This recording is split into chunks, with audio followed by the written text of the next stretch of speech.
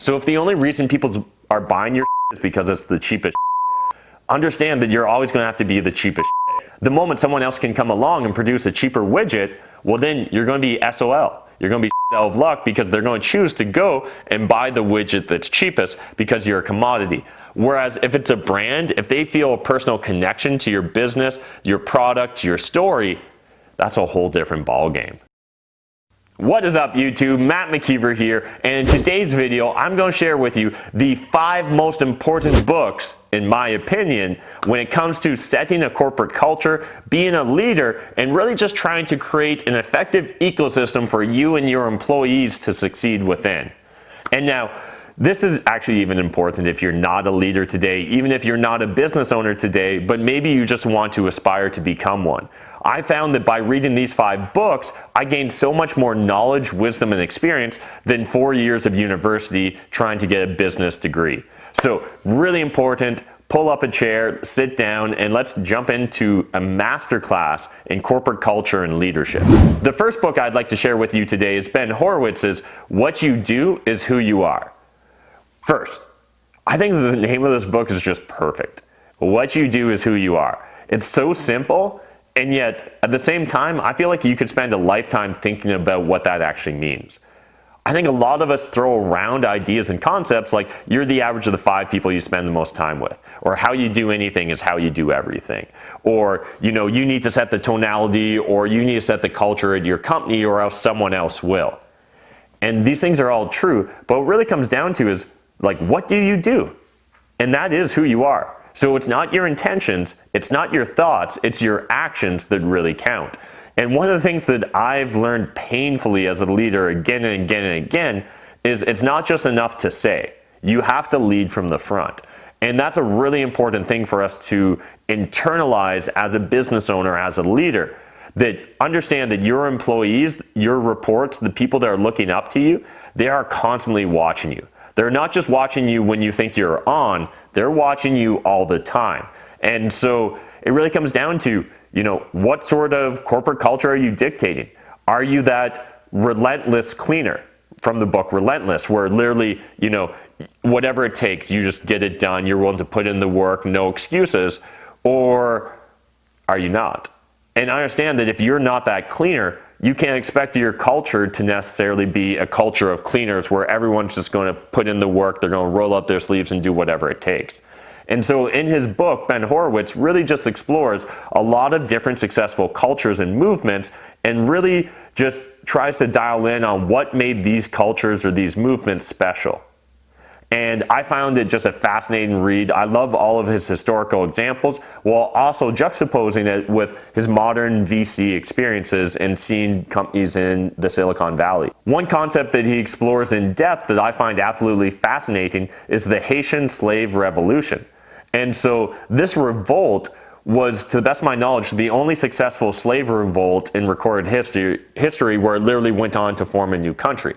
And so in the book, What You Do Is Who You Are, Ben explores this in detail. But he also gives an amazing book recommendation, which is The Black Jackabins, which really just explores Toussaint's entire career, driving the Haitian Revolution and bringing Haiti into becoming a country. And again, it's just fascinating to understand the different essences of culture. So Ben also explores prison culture and what it takes to run a successful prison gang. And again, a lot of the principles are actually quite similar. It's just fascinating to me to be exposed to all these different cultures. So absolutely, if you're interested in leadership, if you're interested in culture, and if you're interested in just being a business that has the sort of environment that really supports and drives your employees to be more, you have to read What You Do Is Who You Are. The next book I'd like to share with you is The 5 Dysfunctions of a Team. Now, this book is amazing for a multitude of reasons. One, it's so short, and yet it's packed with so much information. The second is, I love the fable or the parable storytelling. So I really love the approach, And in this book, essentially what the author does is he explores through a made-up story a new CEO stepping into a company that currently has a lot of dysfunctions among its executive team and all of its employees throughout. Because again, what's going on at the top eventually works its way down to the bottom. And so in this book, they explore a bunch of different concepts in regards to how to effectively run a team meeting, how to effectively run a team just like as an organization, and then really explores the 5 dysfunctions. And so the number 1 dysfunction, the base dysfunction, is trust. And so if you don't have an organization that has trust, no one is going to put in the work. Everyone's going to be looking over their shoulders, everyone's going to be pointing the blame at each other, and nothing's ever going to get done. So it's absolutely important that the employees trust you and that you trust the employees and that you're building a culture of trust. And I could spend an entire hour, I could spend multiple hours. I think the book's like 3 hours long if you listen on Audible. I could probably spend longer than 3 hours talking about this book. So you guys definitely need to go check it out. But if you need any other reasons to go listen to it, I just recently started a book club for my team, and it was the very first book I made the team listen to. So hopefully that's enough of a ringing endorsement. Go check out The 5 Dysfunctions of a Team. The next book you absolutely need to read. Do you want to get control of your financial life? Do you want to crush it in real estate with wholesaling? Do you want to join my full-time team of wholesalers like Mike? Or Shahir? Or what about Tyler? Or Diego? Or what about Amar? Alright, and what do we do, boys? We make offers, we buy fast, never gonna miss a deal cause we pay cash. Offers, offers, offers, deals, deals, deals. Tell us, Mr. Seller, what price do you feel? Cause we're Southwestern's biggest source of deals. Boom! So if you guys want to crush it with wholesaling, you need to join my team. And down below, video description, there's all the links you need. Go check out The 5 Dysfunctions of a Team. The next book you absolutely need to read is Superfans. And so this is really about how do you create just that culture, how do you create that ecosystem of just passionate, devout fans?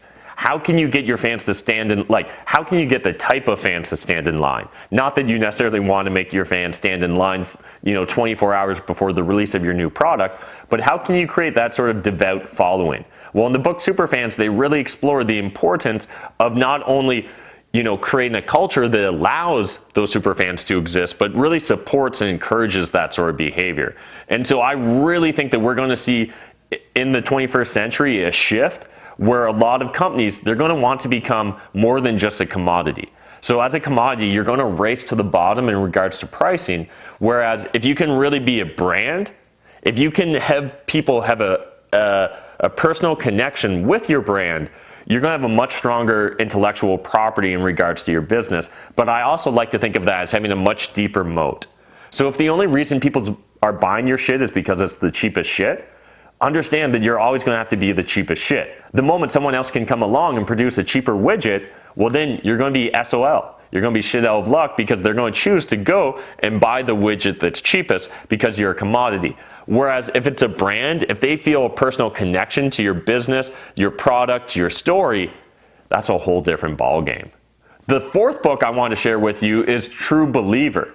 Now this book may sound a little bit odd when we're talking about corporate culture, but it's really going to explore cults and mass movements. But I think that there's a lot of principles and concepts we can take from this book and apply to businesses as well. In fact, I think some of the best businesses have that culture, as is kind of now just almost a cliche in business, but really that concept of having passionate employees, having passionate fans, having passionate leaders in your organization, but then exploring what have successful movements, cults, and religious movements had in the past.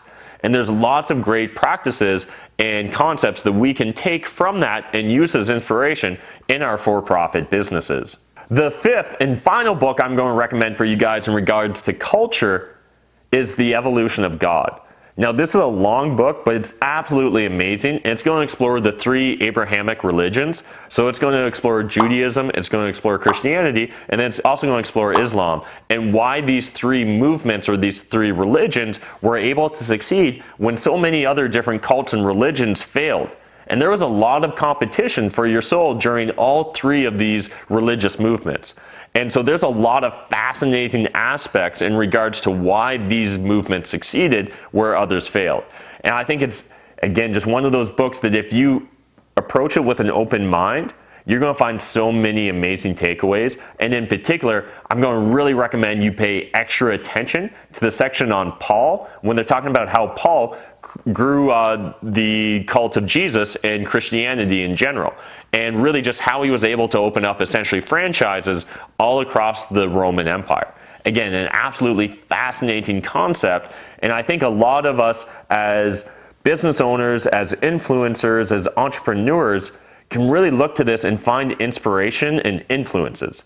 Now, you may not be able to literally take away tactical pieces of advice, but hopefully you can find some great principles and concepts to apply to your business.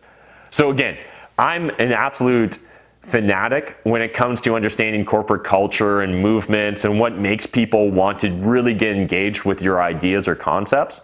And this is just the tip of the iceberg of book recommendations. I definitely could provide you more books, but I thought let's start off the reading list with 5. I'd love to hear in the comments section, have you read any of these 5 books? And if so, what were your takeaways?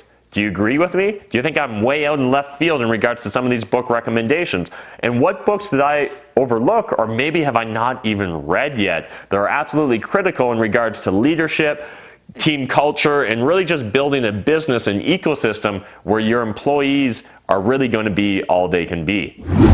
Anyways, if you guys enjoyed this video, smash that like button, hit the subscribe button if you're new to my channel, and let me know, would you like more videos like this? Would you like more top 5 book lists on different business and real estate subject matters? If so, give me some recommendations in the comment section. I'll see you guys in the next video.